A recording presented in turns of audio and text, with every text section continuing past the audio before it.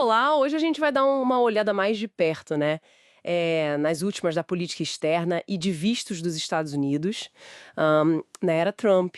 Temos aqui umas fontes bem legais, Agência Pública, Veja, CNN Brasil.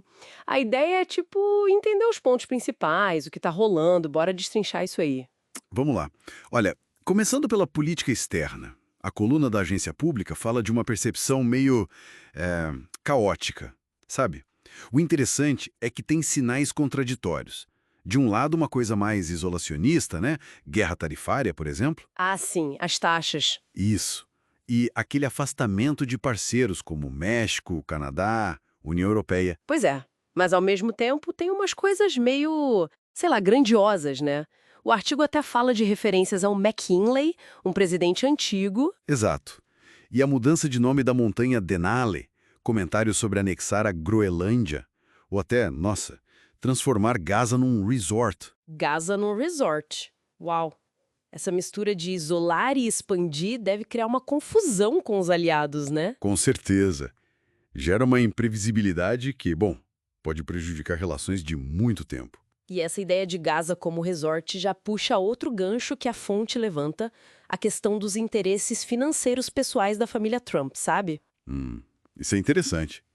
Além dessa história do resort, o texto menciona aquele caso do Boeing 747, presente do Catar. Isso, um avião avaliado em 300 milhões de dólares, com reforma de talvez 1 bilhão. Nossa. E tem a questão constitucional aí, né?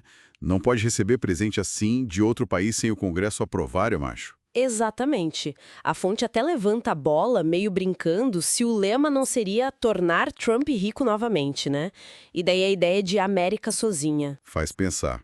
E como isso se conecta com os vistos? A Veja trouxe uma matéria sobre isso, né? Sim, a Veja fala de um anúncio recente do secretário de Estado, o Marco Rubio.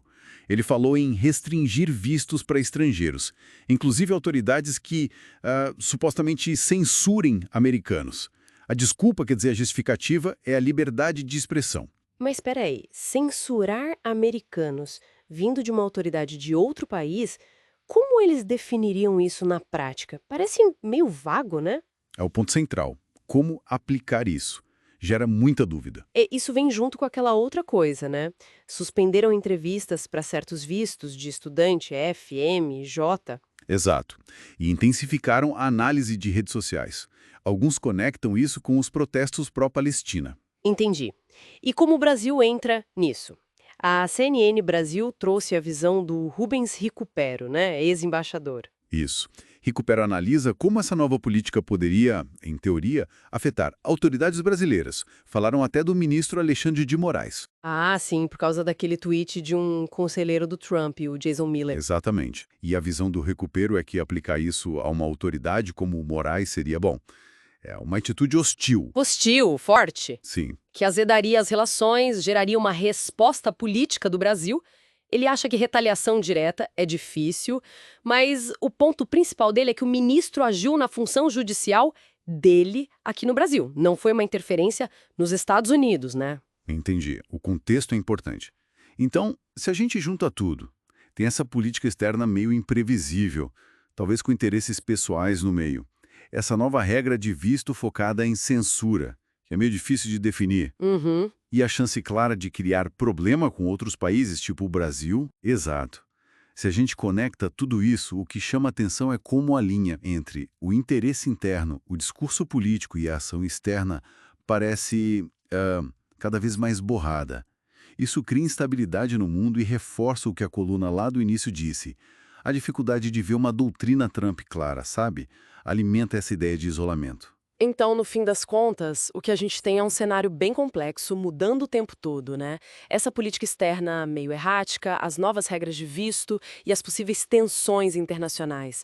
Fica até uma pergunta para a gente pensar, né? Com essas políticas e tudo que se fala sobre elas, como fica aquele equilíbrio delicado entre a soberania de cada país, a liberdade de expressão global e as relações diplomáticas daqui para frente? Bom, esperamos que essa conversa tenha sido útil para clarear um pouco as ideias. Continuem acompanhando o canal para mais análises assim. Até a próxima.